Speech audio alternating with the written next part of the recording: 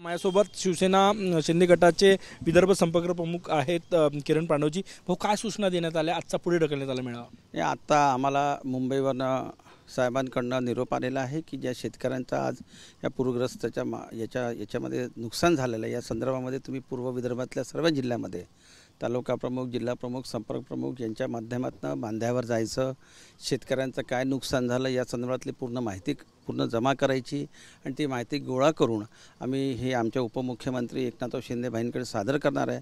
जे नुकसान आज शेतकऱ्यांचं झालेलं आहे त्याच्यासाठी जो साहेबांनी आज निर्णय घेतला आहे की आमची सभा रद्द केली, या रद्द पुढे ढकलली असल्यामुळे येणाऱ्या काळामध्ये जेव्हा पण ह्या सभाचे वेळ आम्हाला आदरणीय एकनाथराव शिंदे साहेब देतील त्याप्रमाणे आम्ही कार्यक्रम आयोजित करू। आम्ही पूर्ण ताकदीने तयारी केली होती येणाऱ्या उद्याच्या कार्यक्रमाकरिता, पण का नसो शेतकऱ्याचा हित हा सर्वात पहिले देशाचा हित आहे।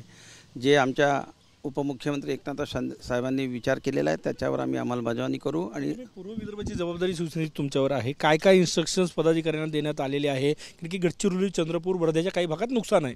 या वर्धा, चंद्रपूर आणि गडचिरोलीच्या जिल्हा प्रमुखांना संपर्क करून आम्ही इथून आता आज या सूचना दिलेल्या आहे। या सूचनेच्या माध्यमातून त्यांना कळवू की जे तुम्ही सगळ्या बांध्यावर जायचं, त्यांची पूर्ण नुकसान भरपाईच्या संदर्भातली पूर्ण चर्चा करायची, त्यांच्याकडनं पूर्ण माहिती गोळा करायची आणि ती माहिती घेऊन आम्ही ही सर्व उपमुख्यमंत्री एकनाथराव शिंदे साहेबांकडे सादर करू। मेळावा पुढे ढकलला, तयारीसाठी मेळावा होता निवडणुकीच्या?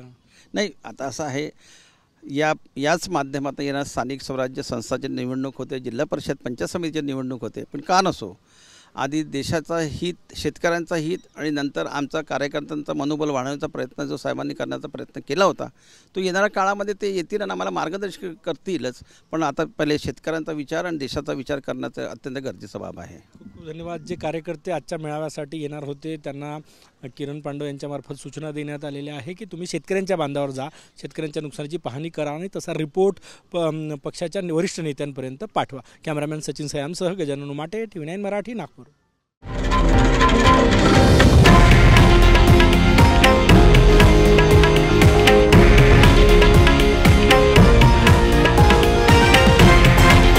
हे आहे देशातील नंबर 1 न्यूज नेटवर्क आणि आपण पाहत आहात TV9 मराठी, एकमेव।